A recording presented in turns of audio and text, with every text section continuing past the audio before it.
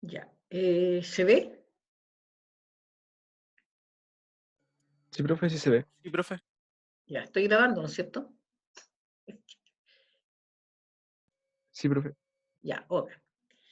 Entonces vamos a ver toxocariasis. ¿Qué es lo que es en sí la toxocariasis? La toxocariasis hay un género que se llama Toxocara, es un pariente muy cercano de los Ascaris, pertenece inclusive dentro de las familias, ¿no es cierto? Pero este gusanito, el Toxocara, afecta fundamentalmente a los cánidos y a los catis, es decir, a los perros y a los gatos, ¿ya? Por lo tanto, el hombre va a participar de esta parasitosis ocasionalmente. Está dentro de los que se pueden, obviamente, infectar, ¿ya? Por el contacto cercano que pueden tener con los animales domésticos, ¿ya? Que ya vamos a establecer también la edad de ellos, y obviamente también, ¿no es cierto?, las formas infectantes se pueden encontrar en los pastos, en la tierra contaminada, ¿ya? Entonces, de esa manera también el hombre puede infectarse, ¿ya? ¿Cuál va a ser la diferencia entre el hombre y estos animales? Es que en los perros y los gatos, ¿no es cierto?, ellos van a desarrollar al gusano en forma adulta. En cambio, el hombre, si se infecta, solo va a tener una larva, ¿no? Las larvas son migratorias, por eso que lo que puede producir el Toxocara es el síndrome de larva migrante visceral. ¿Qué significa? Un síndrome de una larva, de larvas que migran, ¿no es cierto?, a través de los órganos, ¿ya? Bueno, veamos entonces la toxocariasis en general, y vamos a decir que existen dos síndromes que se pueden producir dependiendo de del agente que sea el contaminante. Cuando el contaminante son los anquilostomas, no de los que, ¿no es cierto?, vimos en la mucinaria que nos afectaban, que eran dos, el anquilostoma brasilensis y el caninus, se produce el síndrome de larva migrante cutánea, esto en el humano, en el hombre, ¿ya? Y si es del género Toxocara, como Toxocara canis, leonina y catis, tenemos que es el síndrome de larva migrante visceral. Obviamente que tenemos que ver un poco de, ¿no es cierto?, del Toxocara en sí, para asociarlo a lo que va a producir en algunos huéspedes, que sería el síndrome de larva migrante visceral. La toxocariasis, entonces, produce síndrome de larva migrante visceral, que se, ¿no es cierto?, LMV. Así, ¿no es cierto?, se denomina también. ¿Qué es lo que es? Una infección. La toxocariasis, el síndrome de larva migrante visceral, es una infección zoonótica. Claro, porque es fundamentalmente de los animales, que puede llegar, ¿no es cierto?, al hombre. El hombre la va a tener en un estado crónico. Frecuentemente se observa más en los niños, porque el hábito mismo de los niños, ¿no es cierto?, cercanía con estos, sobre todo los que transmiten, que son los cachorros, ¿ya? Y además, obviamente, cuando van a los parques a jugar a los jardines, ¿ya? Se debe fundamentalmente a la migración, ¿no es cierto?, la enfermedad en sí, de las formas larvales de la especie Toxocara. Y acá dice que es un ascaridos, que son los ascaridos de perros y gatos. ¿Ya? Y son muy similares a los ascaris, ¿no es cierto? Pero estos son los que afectan a los perros y a los gatos. ¿Y por dónde van a estar migrando estas formas larvales? Por los órganos y los tejidos. ¿Ya? En el fondo, ¿qué es lo que es? Es parte del ciclo, ¿no es cierto?, de este gusano. Que cuando entra a un huésped que no es específico, porque esto no es que sea un ciclo dioxénico, no, es un ciclo monoxénico. Pero cuando ingresa a un huésped que no cumple las condiciones para que se genere los adultos, queda en estado larvario. Y en ese caso lo que hace es migrar en el organismo de ese individuo, pero no va a alcanzar, ¿no es cierto?, no va a alcanzar el estado adulto. Desde el punto de vista epidemiológico, el agente infeccioso es el Toxocara canis, el catis, que ya vimos, y el leonina. El leonina afecta también a los gatos.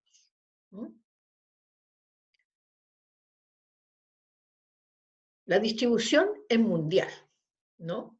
Porque en todas partes va a haber, ¿no es cierto?, los huéspedes, ¿ya? Pero hay que considerar que estos son del tipo ascarídeos, por lo tanto van a tener condiciones también de necesidades en el medio. Pero aquí vamos a ver más adelante. La magnitud relativa a los hábitos y al reservorio, ¿no es cierto? El reservorio son los gatos, los perros, ¿ya? Y obviamente también los cachorros de gatos y perros. Cachorros menores de 1 año, para que ya lo vayamos internalizando. ¿Cuáles van a ser los grupos de riesgo? Los preescolares, ¿cierto? Porque son más pequeñitos, ¿no es cierto? Juegan más con tierra. Los criadores de perros, los jardineros y los agricultores. ¿Por qué? Porque trabajan, ¿no es cierto?, en lugares donde probablemente puedan estar los terrenos infectados. Reservorio, perros y gatos pequeños, que a las 3 semanas de nacido comienzan a expulsar huevos. ¿Ya? Ellos también se pueden infectar en forma externa, pero para que expulsen huevos quiere decir que tienen los estados adultos. Y eso significa que tienen que ser cachorros.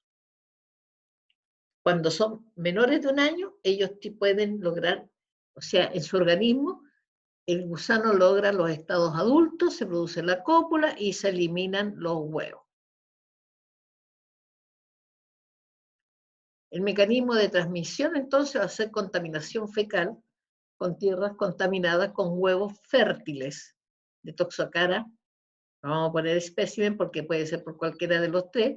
Y esto entonces va a ser una geohelminthiasis, ¿no? Porque es a través de tierra contaminada, que tengan, ¿no es cierto?, estos huevos estén fértiles, porque cuando el huevo es eliminado, ¿no es cierto?, por el perro, digamos, el gato, los cachorritos, va a salir en las heces, pero sale inmaduro. ¿Ya? La fuente entonces va a ser tierra contaminada. Esto puede ser jardines, como le digo, parques, que uno a veces los lleva a pasear a los perritos y deja que hagan sus defecan, ¿no es cierto? Y obviamente si están contaminados, ellos van a eliminar huevos. ¿Cuánto es el periodo de incubación? El periodo de incubación puede ser semanas o meses, ¿ya? Y pueden empezar, estoy hablando en este caso, ¿no es cierto?, en que ya no estamos hablando de un cachorro, estamos hablando del hombre, ¿no es cierto? Manifestaciones oculares pueden aparecer hasta de 10 a 4 años, es decir, la larva puede estar migrando, ¿no es cierto?, a veces no produciendo grandes daños, inclusive puede, ¿no es cierto?, se habla de que podría haber una cura espontánea, ¿no? Después de la primera infección se puede demorar todo ese tiempo, ¿no? En que se incube, en que la larva empiece a andar a migrar por los tejidos o por los órganos. ¿Cuánto es el periodo de transmisibilidad? Si estamos hablando del hombre, no se transmite de persona a persona, porque en el fondo está, ¿no es cierto?, en el organismo migrando. No puede transmitírsela a través de las heces, no es la forma infectante. Y la susceptibilidad universal. Cualquiera podría infectarse, ¿no es cierto?, independiente de la raza, ¿no? Inclusive de la edad, pero afecta fundamentalmente más a los niños. En Chile lo que se ha visto, se han hecho estudios a nivel de plazas, ¿no es cierto?, y se encontró que de todas las plazas que se estudiaron, en el 10% habían huevos, ¿ya? Por eso la recomendación es que cuando van con los animalitos a los parques, a las plazas, lleven inmediatamente su bolsita, ¿no es cierto?, para que introducir las fecas del animal inmediatamente en su bolsa y después sean eliminadas y no dejadas ahí en contacto con ya sea con el pasto o con la tierra, con lo que haya en esa plaza. ¿No? Entonces, porque obviamente queda la posibilidad, si el perro está infectado, ¿no es cierto?, deje ahí sus huevos. Los adultos,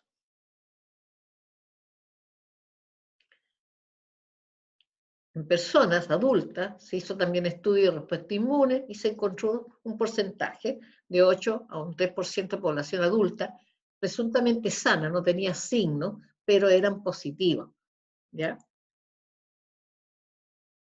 En niños, se hizo también en niños asmáticos buscando la causa del asma, y el 28% de los niños que presentaban ¿no es cierto?, una sintomatología de asma, eran positivos para Toxocara.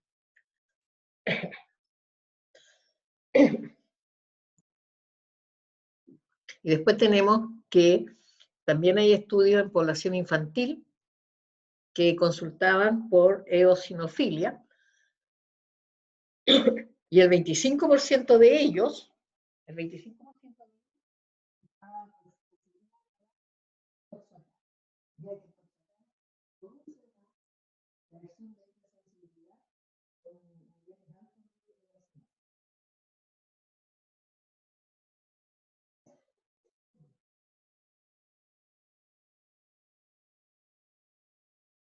ya, un poco. Veamos la morfología y vamos a tener a las larvas. Las larvas que afectan son larvas que están en el segundo estadio, es decir, la L2. ¿Ya? Esas son las que van a producir esta enfermedad, digamos, de migración.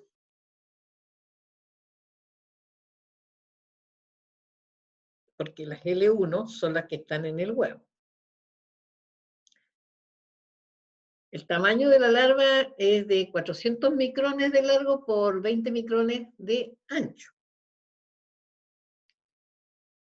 ¿Ya? Esta es la larvita que va a estar circulando, ¿no es cierto?, a nivel del organismo.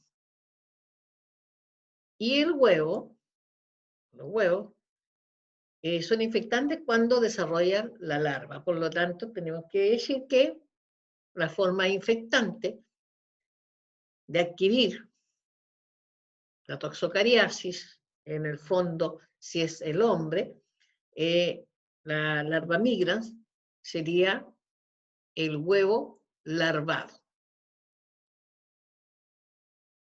que mide alrededor de 50 micrones. Tiene alguna semejanza con el huevo del Ascari, pero es más deforme. Ya vamos a ver estos huevos. Este es el huevo. Se fija que tiene estas capas, también rugosas, medias amamilonadas, ¿no? Es de mayor tamaño y tiene la óvula, está la inmadura, ¿verdad? Y obviamente que es un poco más deforme, no es muy parejo, ¿ya?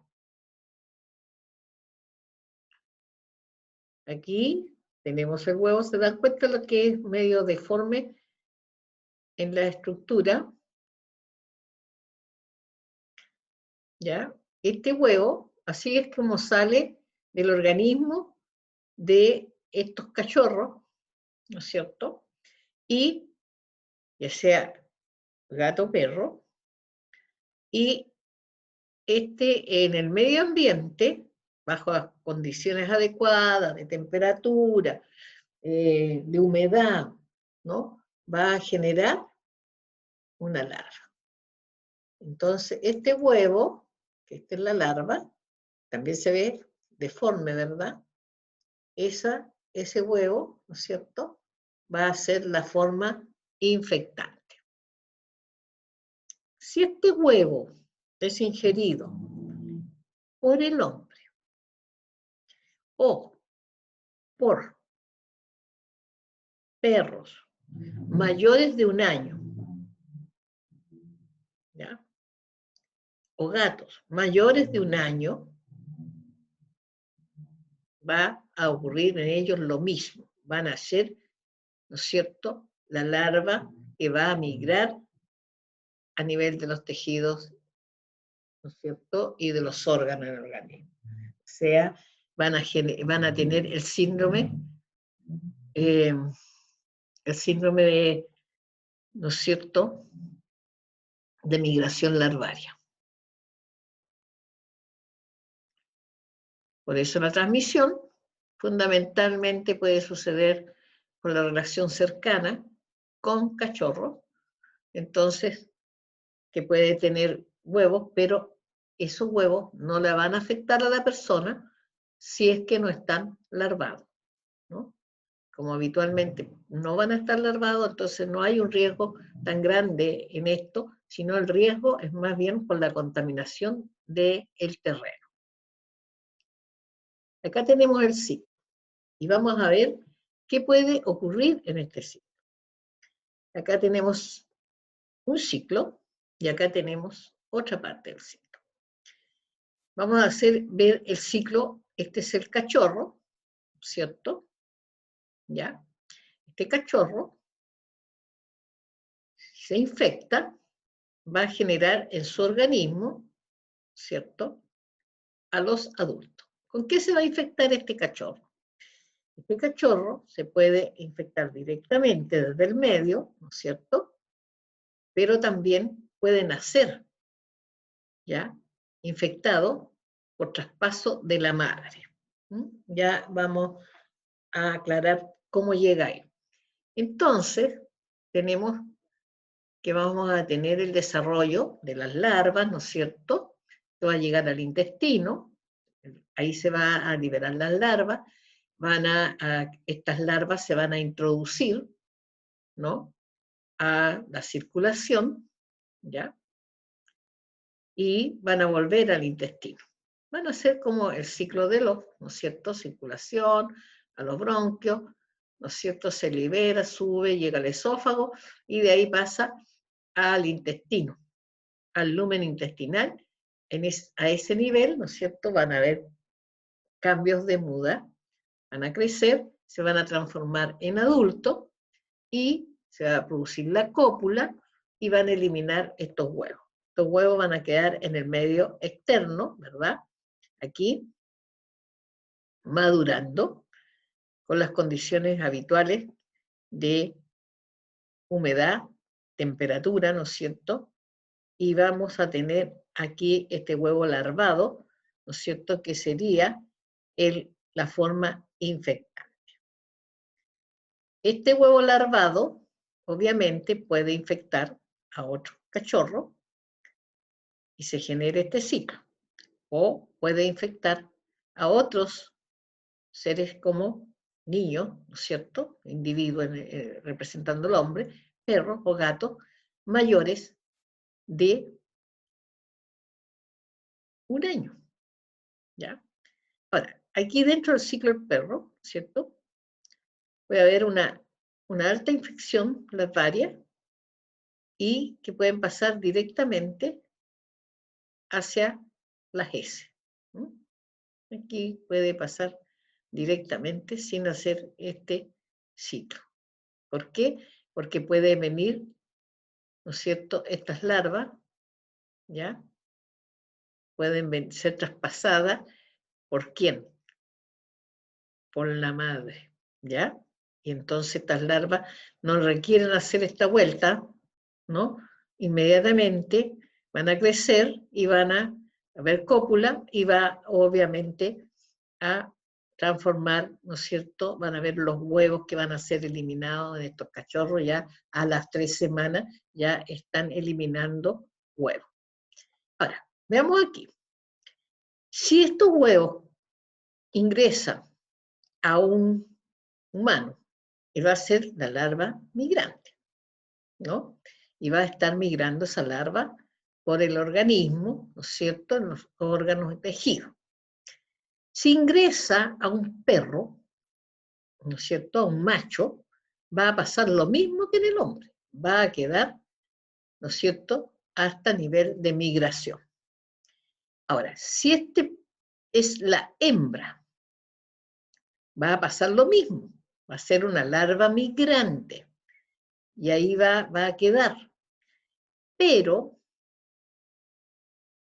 ¿no es cierto?, si la hembra queda preñada, ahí se van a activar estas larvas y van a ir, ¿no es cierto?, se van a activar, van a pasar a la circulación, van a estar migrando, ¿no es cierto?, pero si está preñada, se va a traspasar, ¿no es cierto?, al intestino de la madre y ella se las va a traspasar vía transplacentaria, se la va a pasar a el feto que tiene en su interior, ¿ya? Es decir, ahí se lo va a pasar a estos cachorros que al nacer van a tener ya la forma larvaria y en el caso de ellos, ¿no es cierto?, van a crecer inmediatamente a gusanos y van a empezar a eliminar huevos. O sea, si el perro se infecta, el cachorro se infecta desde el exterior, va a tener que ocurrir el ciclo, ¿no es cierto?, normal de la larva, circulación, adulto, huevo. Si es traspasado vía transplacentaria con la madre, ¿no es cierto?, vamos a tener en forma directa, ¿no es cierto?, estas larvas que le va a traspasar van a llegar al intestino, van a crecer, van a adquirir el estado adulto, se van a fecundar, ¿no es cierto?, va a haber cópula, va a haber la oviposición y va a eliminar el cachorro huevo. Eso es con respecto al ciclo. ¿Tienen alguna consulta?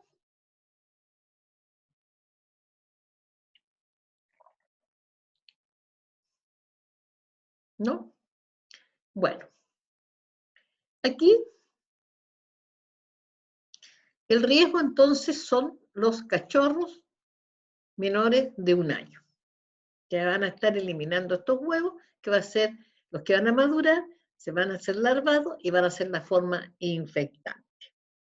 Ustedes saben, los cachorros, estos que nacen, ¿no es cierto?, que uno generalmente cuando son chiquititos hoy los ve como guatoncitos, ¿no es cierto? Esos cachorros generalmente están infectados. Acá lo que hay que hacer es que obviamente hoy día se usa mucho más ir al veterinario, ponerle las vacunas y desparasitarlo.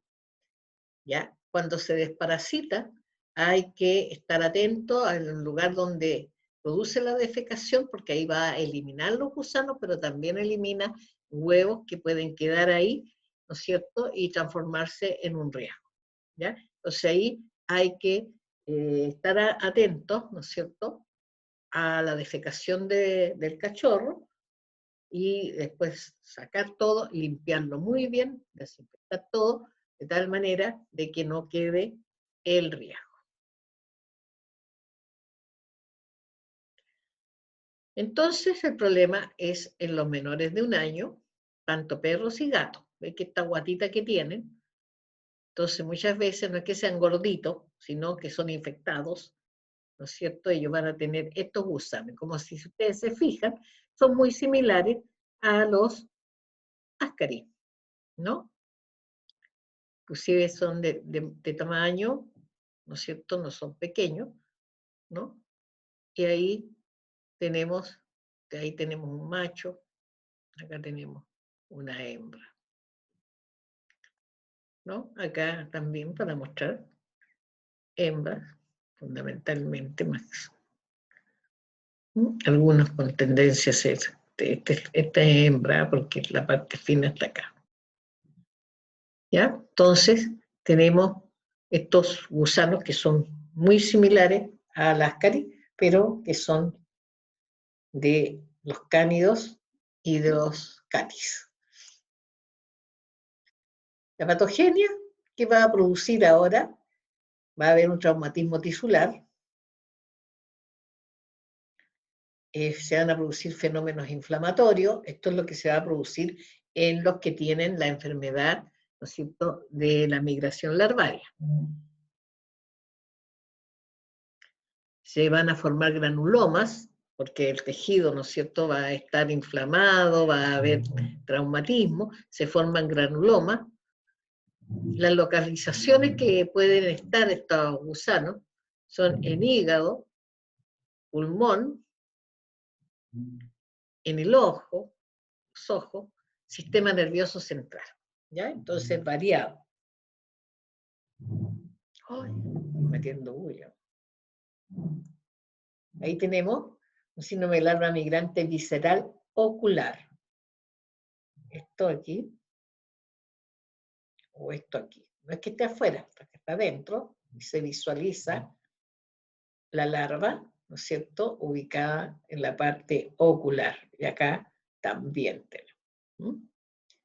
Entonces, es un síndrome. ¿Y qué dice que puede aparecer después de haberse contaminado 4 años después, hasta 10 años, podría aparecer esta larva a nivel ocular? Ahí está la larvita, ahí está arrollada, está estirada. Digamos, la clínica, antecedentes epidemiológicos. Desde el punto de vista clínico, los antecedentes epidemiológicos se ve que generalmente son preescolares con antecedentes geofagia o pica, que ya eso lo especificamos, ¿no es cierto?, en las primeras clases, ¿no? Y cuando se le pregunta si tienen contactos con perros, ¿no es cierto?, el 98% de los antecedentes tienen contacto con perros, ¿no?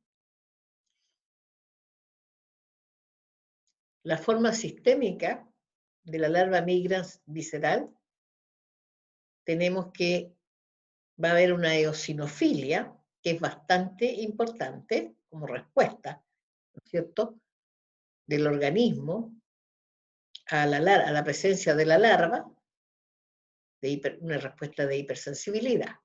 Y hay fiebre, astenia, hepatomegalia, aumento, ¿no es cierto?, que puede afectar el hígado, se acompaña de adenopatía, es decir, inflamación de los ganglios, y hay compromiso, dependiendo, ¿no es cierto?, porque recordemos que un compromiso respiratorio puede haber tos, expectoración, disnea a nivel respiratorio, pulmonar, visceral, puede haber hepatomegalia, la fiebre, palidez, dolor abdominal y rash cutáneo. Rash cutáneo también es una respuesta, ¿no es cierto?, de hipersensibilidad. ¿Ya? Entonces vamos a tener aquí los signos que pueden aparecer.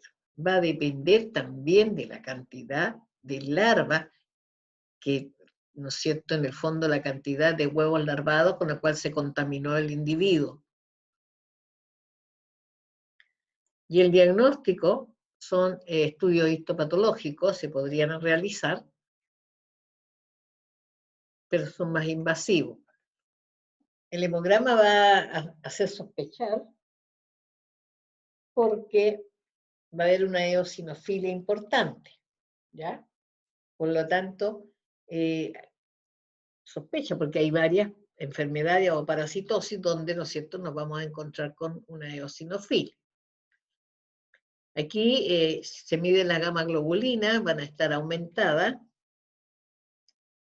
Las transaminasas hepáticas tienen un leve aumento, que va a ser por la inflamación del hígado, porque uno de los lugares donde la larva va a estar o puede estar es la parte hepática, por eso que hay, ¿no es cierto?, un aumento del órgano, del hígado. ¿No?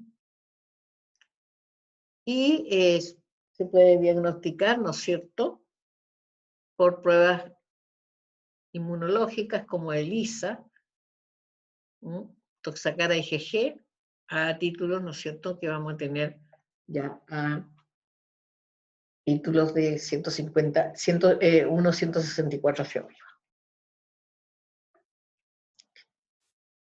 Ya este sería como el título base, ¿no? De aquí ya se piensa que está positivo, puede ser más alto. Tratamiento, tenemos antiparasitario, el albendazol, el tibendazol, ¿no es cierto?, que afectan también a los nematodes.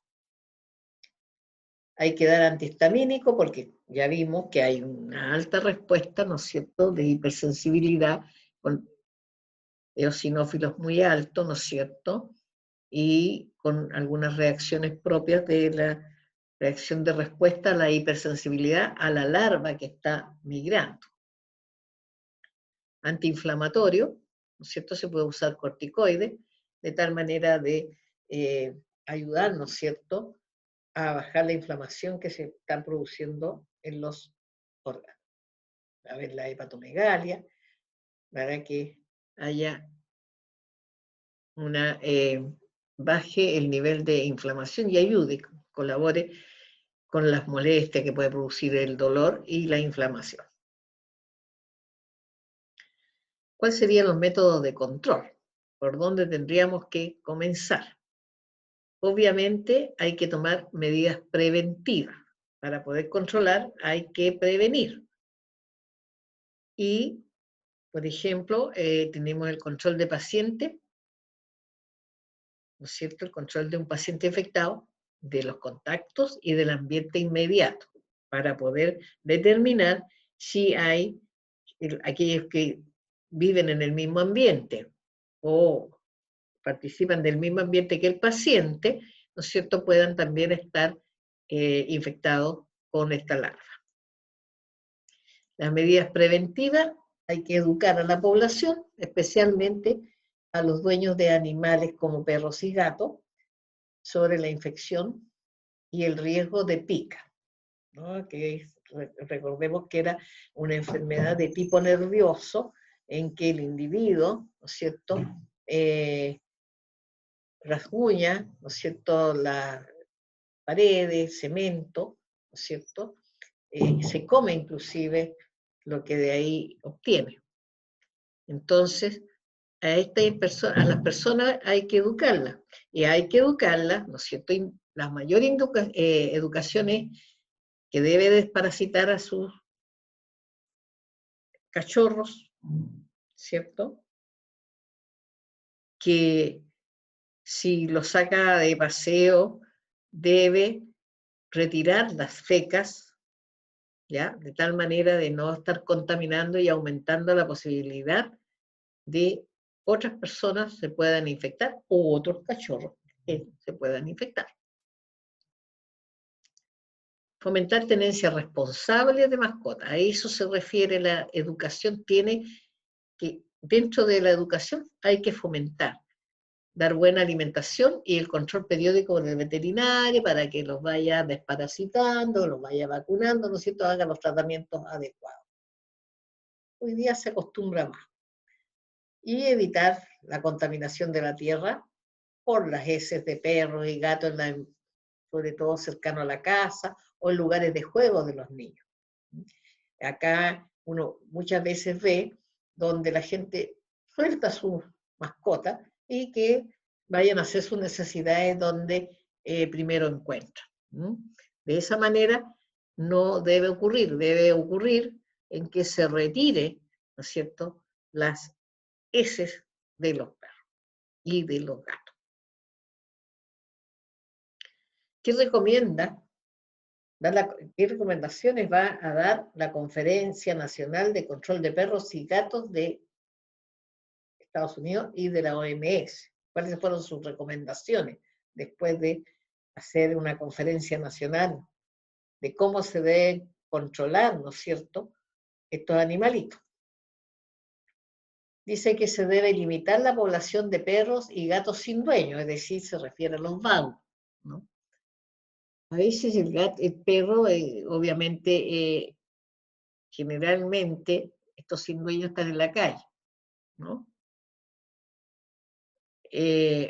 Los gatos, generalmente, el gato es como de la casa, ¿no? Si los dueños se cambian de casa, el gato se queda en la casa, generalmente. Y anda sobre los techos, encima de los patios, de un lado a otro. Entonces, es como un poco más difícil, ¿no? El perro, estos que nosotros generalmente decimos perros vagos, ¿cierto? Es un poco más controlable cuando están, porque ellos andan en la calle generalmente, ¿no? Prohibir la defecación de perros en lugares públicos.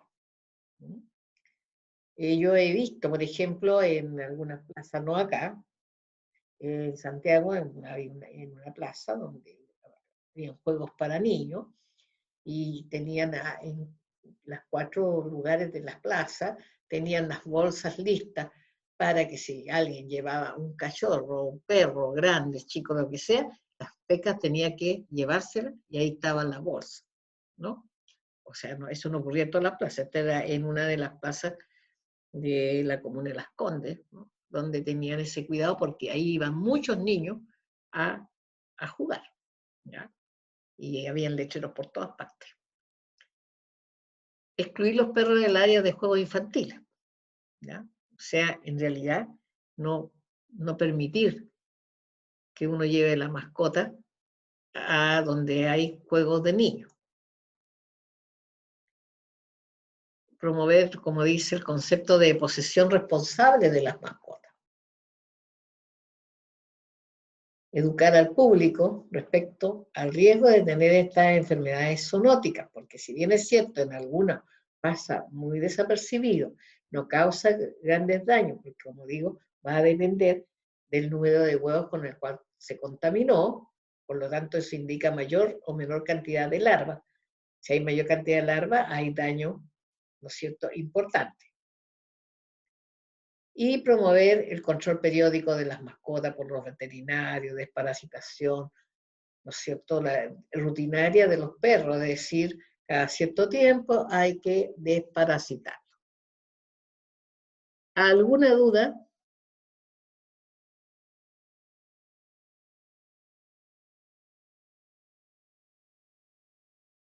Bueno, la duda sería, ¿no es cierto? Nosotros trabajamos fundamentalmente en laboratorios humanos que atienden al hombre. Por lo tanto, ¿no es cierto?, el diagnóstico no lo podemos hacer a través de la microscopía, porque el hombre no va a eliminar ni larvas ni huevos. Por lo tanto, ahí el diagnóstico debe ser de tipo serológico, como ya dijimos, poner en evidencia, ¿no es cierto?, las gamas globulinas, ¿no es cierto?, para toxocara. Con alguno puede ser ELISA u otro método. Por lo tanto, el diagnóstico de laboratorio para Toxacara sería a través de la serología, ¿ya? De las técnicas serológicas, podría ser el ELISA, ¿no? Y obviamente en búsqueda de establecer la IgG, ¿ya? Entonces, nosotros no podríamos, si yo les paso unas S, ¿no es cierto? Y le digo que son humanas, no, ustedes no pueden ahí pensar que van a encontrar huevos de Toxacara, ¿ya? Solo tiene que ser de tipo serológico. Puede ser hoy día también, ¿no es cierto?, un PCR, porque como la larva está adentro, van a haber algunos, se van a producir algunas respuestas, entonces probablemente se pueda utilizar. Y eso sería entonces con respecto a Toxacara. Y vamos a ver entonces.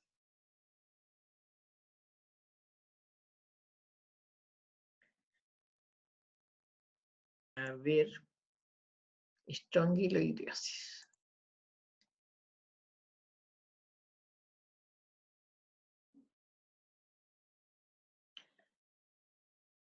La estrongiloidiasis, estrongiloidiasis, ¿ya? Esta también es un nematoide, ¿ya?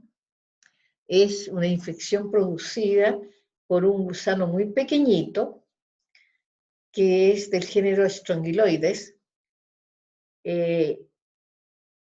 Comúnmente se encuentra, ¿no es cierto?, en las zonas tropicales, ¿ya?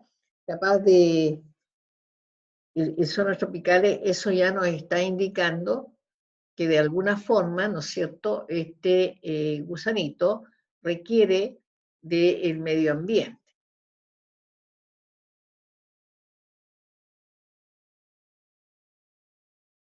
Vamos a ver que es muy especial este gusano, ¿no es cierto?, con respecto a su ciclo de vida.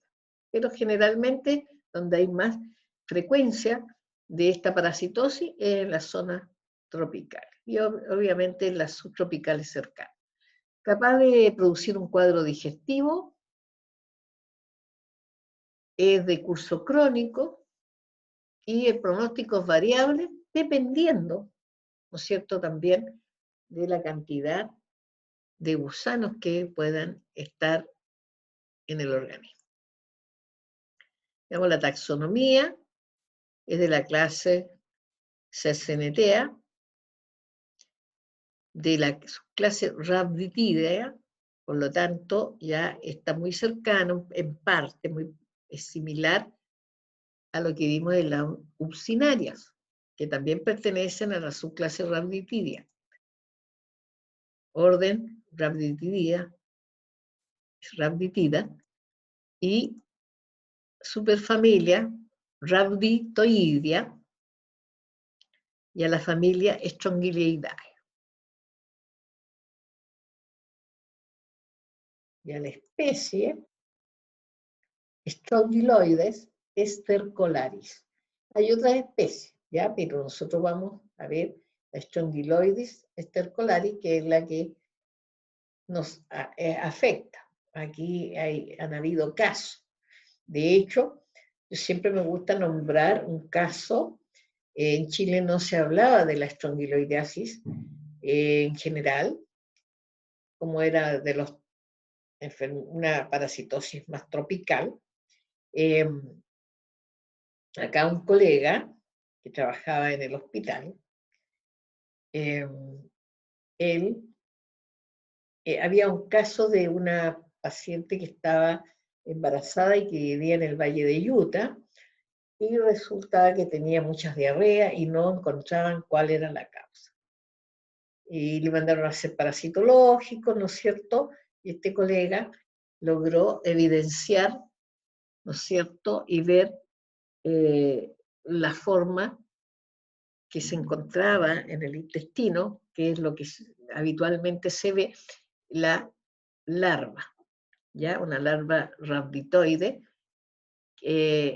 pudo diagnosticarla y ubicarla y, ¿no es cierto? Y por lo tanto, eso lo comunicó y obviamente le pidieron muestras de varias partes, ¿ya? Para tenerlas consignadas como algo que ya estaba presente acá en Chile, ¿no?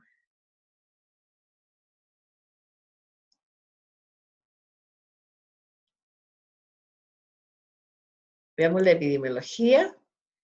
El hábitat es la mucosa y submucosa del intestino delgado, ¿ya? Es decir, este gusanito afecta al intestino delgado, por eso que pertenece muy similar a las uncinarias, pero no desde el punto de vista de la alimentación, sino del hábitat de algunas de las larvas, ¿no es cierto?, que va a generar. Y también se puede encontrar en el intestino grueso. ¿Ya? Eso hace una buena diferencia. Eventualmente puede estar en el conducto pancreático y biliar, porque lógicamente es como intestino delgado, ¿no es cierto? No es como el caso de la uncinaria, que está tomada la mucosa, aquí no está tomada la mucosa, y entonces puede eventualmente encontrarse en estos conductos. ¿Cómo nos vamos a infectar? La vía de infección es la transcutánea, es decir, entra a través de la piel. ¿Y cómo va a ser, ¿no es cierto?, la transmisión aquí es a través del fecalismo, ¿no? Es decir, a través de la contaminación con heces que van a, ¿no es cierto?, a contener la forma infectante que es la larva filariforme. Hasta por aquí se parece bastante a la otra, ¿cierto? Forma infectante, larva filariforme. La distribución geográfica, Centroamérica, Sudamérica, África, Asia. Acá vamos a ver la distribución geográfica, ¿cierto? Donde hay mayor y menor prevalencia. Por ejemplo, en estos lugares, en América del Sur, ¿no?, encontramos hiperendemia. Es decir, aquí hay una gran cantidad de estrongiloideasis. Ahí. Después tenemos endemia. Bajo endemia quiere decir endémico, se mantiene, ¿no es cierto?, tanto los valores, ¿no?, se van manteniendo. Y tenemos entonces en esta zona de África Central, que también tenemos unas zonas hiperendémicas, ¿no? Si se fijan, por acá trazamos la línea del Ecuador y los trópicos, ¿ya? Y tenemos esporádicos que aparecen casos de vez en cuando en Estados Unidos, en Norteamérica, en Estados Unidos, ¿cierto? Acá en África más del sur, en Europa, ¿verdad? En las islas del Pacífico, en Asia. Acá tenemos zonas endémicas también.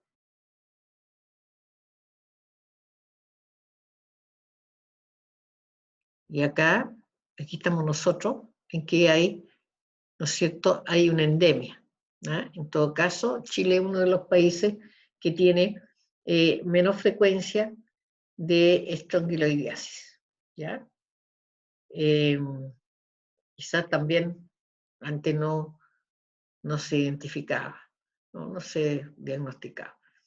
Es uno de los pocos países que tiene poco, porque Venezuela, por ejemplo, vamos, Venezuela, tiene una de las más altas endemias, ¿no es cierto?, está dentro de las hiperendémicas con respecto a la presencia de este gusano. Factores de riesgo, esto. Este es un factor de riesgo. Los pies desnudos, ¿no es cierto? Caminar por suelos que estén contaminados va a permitir que ingrese acá la larva pilariforme. Veamos las generalidades. El ciclo es monoxénico. Acá hasta ahora no hemos visto que sea heteroxénico, ¿no es cierto? Ciclo monoxénico. Tiene estados larvarios y adultos libres en el medio exterior. Ya lo vamos a ver con más claridad cuando veamos el ciclo de vida. ¿Qué quiere decir esto? Que nosotros vamos a encontrar estadios larvarios en el medio ambiente, pero también vamos a encontrar al gusano adulto libre en el medio ambiente. ¿Ya? Y tenemos que también acaba de ocurrir la migración larvaria en el huésped. Claro, porque va a entrar por la parte cutánea, ¿no es cierto? Y tendrá que alcanzar el intestino delgado.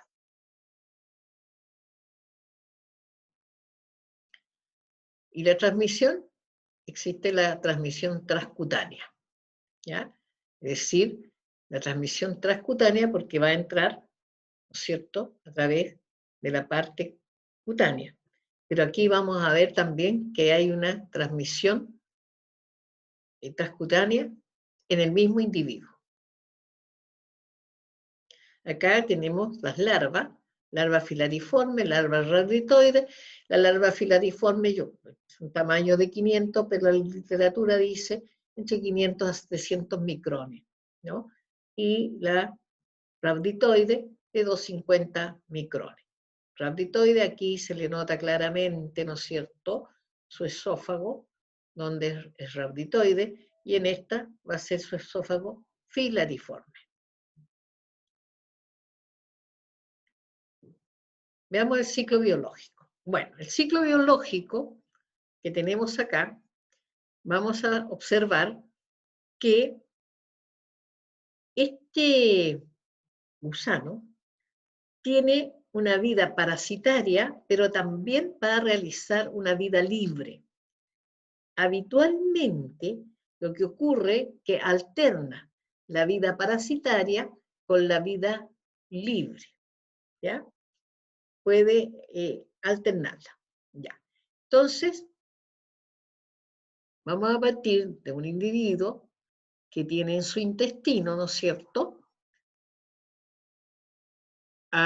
ha tenido estos gusanos, la hembra, que va a colocar los huevos, ¿no es cierto?, y estos huevos van a quedar en la mucosa intestinal hasta que, ¿no es cierto?, aquí tenemos adulto, la hembra, ¿no es cierto?, va a estar en el intestino delgado y va a eliminar los huevos, ¿no es cierto?, lo va a dejar en la mucosa del intestino delgado.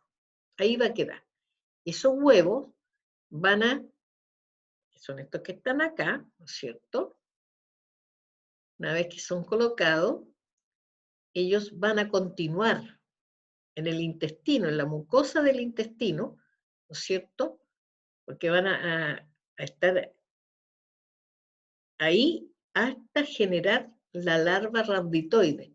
Cuando se genera la larva rhabditoide, entonces esta larva migra, ¿ya?, hacia el lumen, ¿ya?, para ser excretada a través de la S.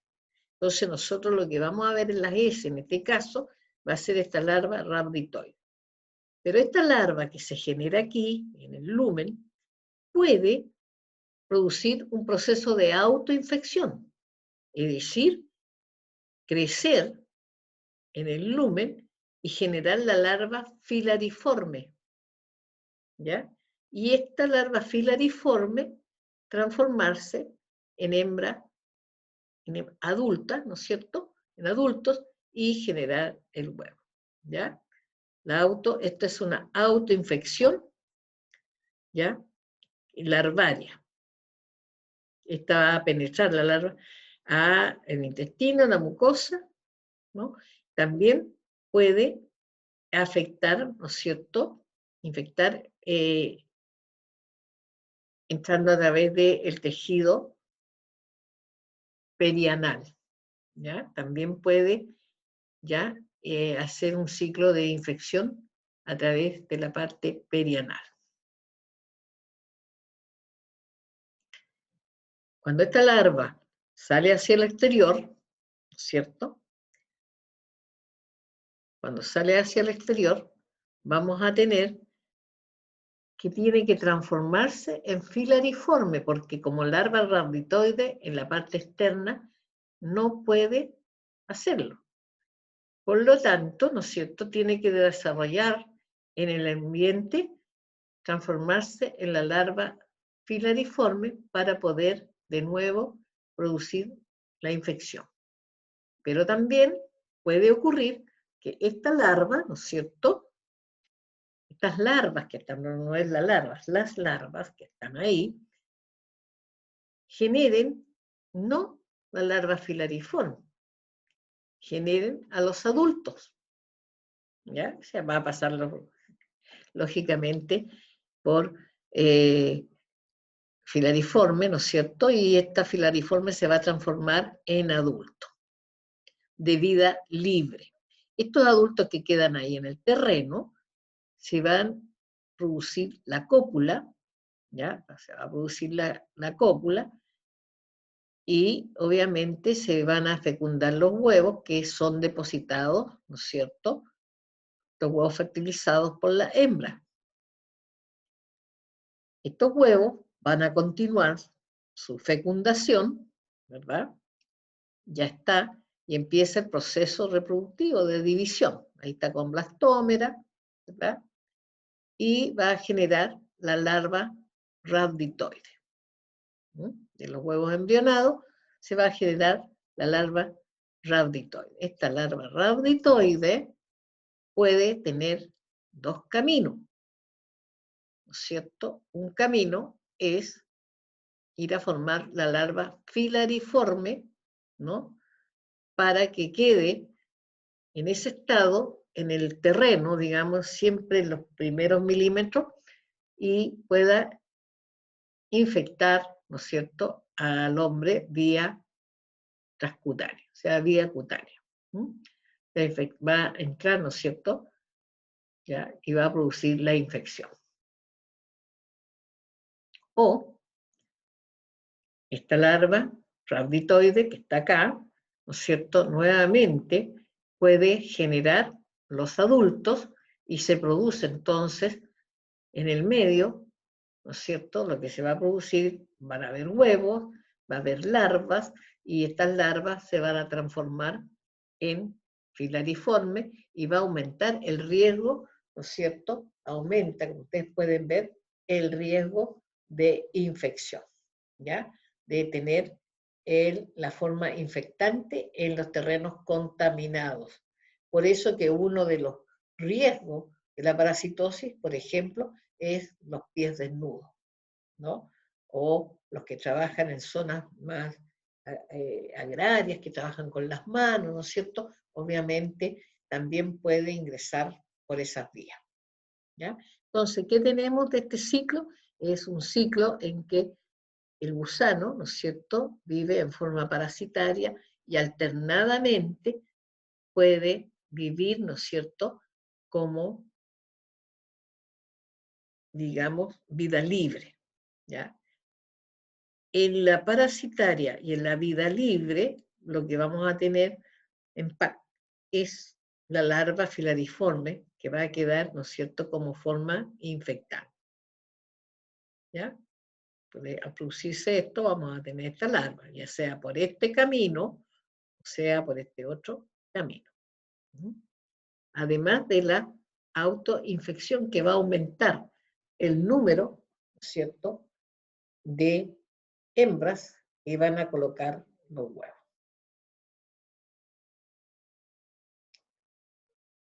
La patogenia va a estar dada por las hembras partenogénicas y las larvas en la mucosa del intestino delgado, ¿no es cierto?, que van a estar ahí, porque primero está el huevo y salen las larvas, ¿no es cierto?, y la diseminación larvaria en parénquima hepático y pulmonar, es decir, que se moviliza, ¿no es cierto? Va a haber esta diseminación larvaria, ¿verdad? Que van a estar entrando al parénquima hepático y pulmonar. ¿Por qué?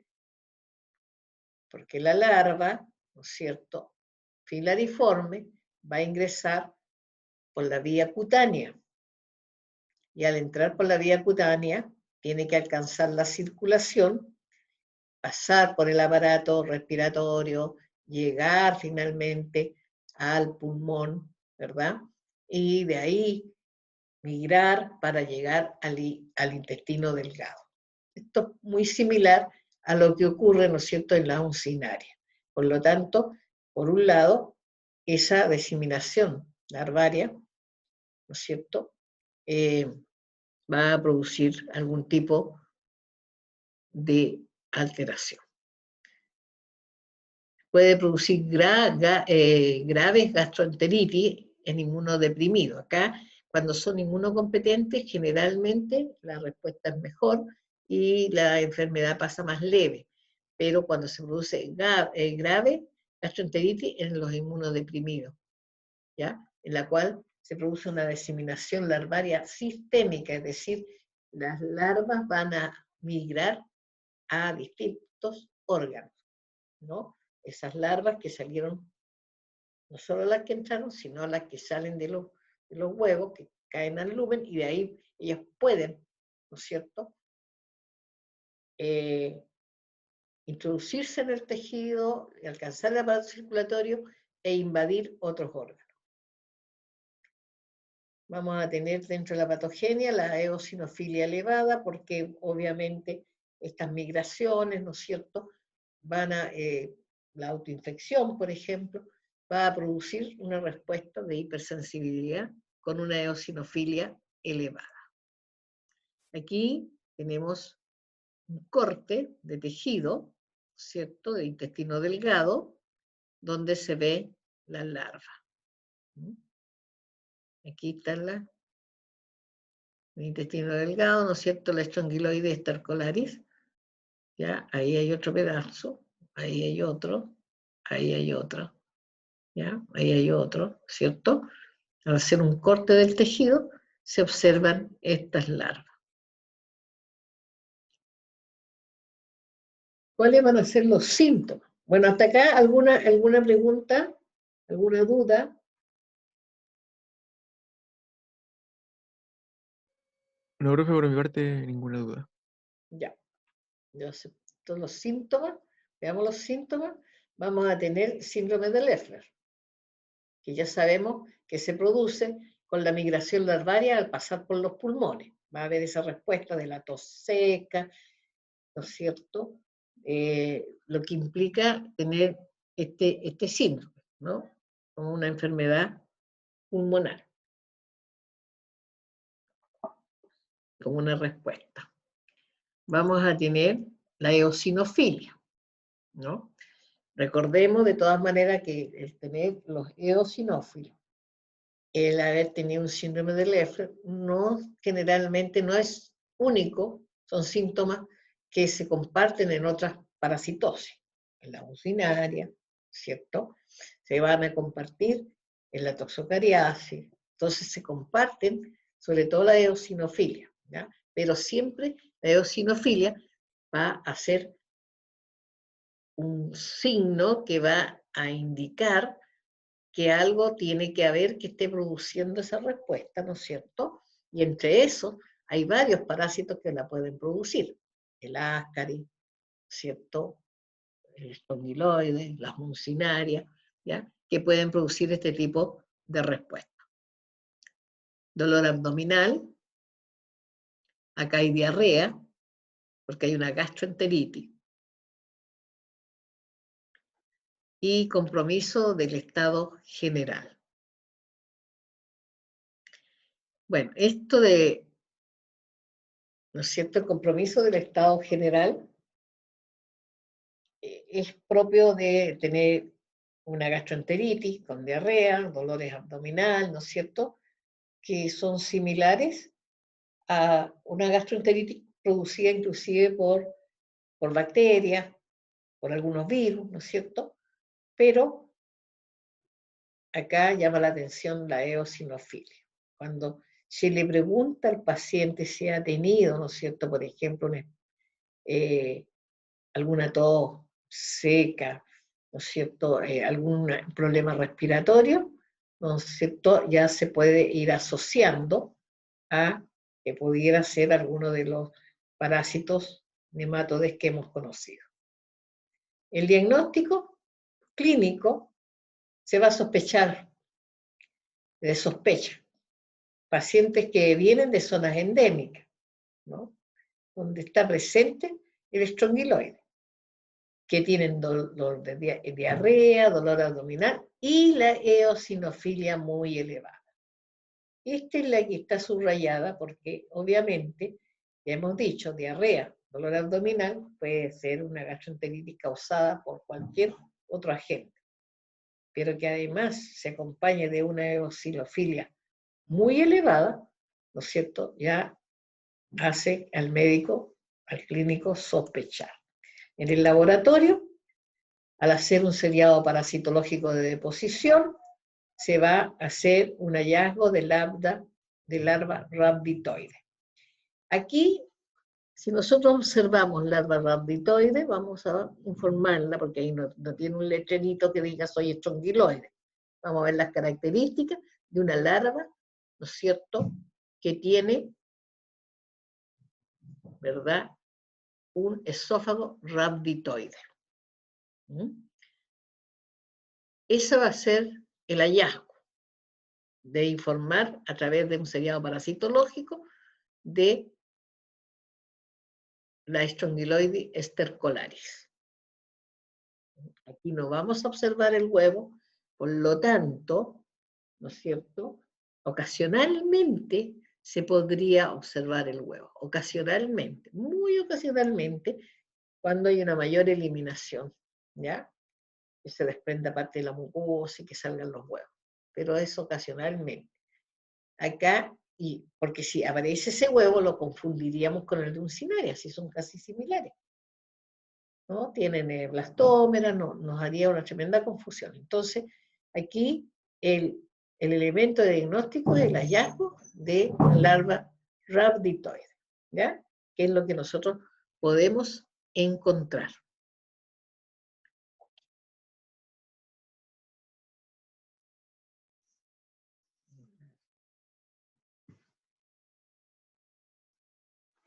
Y también está la serología, ¿no?, porque como la larva también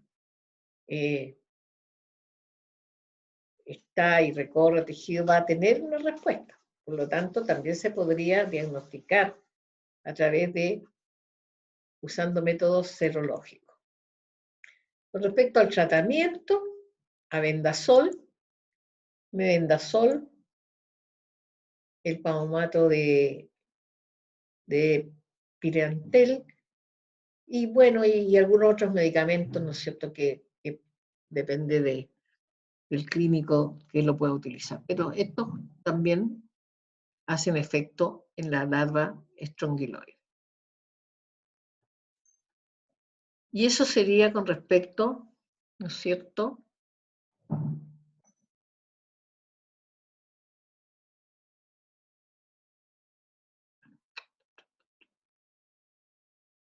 no, me equivoqué.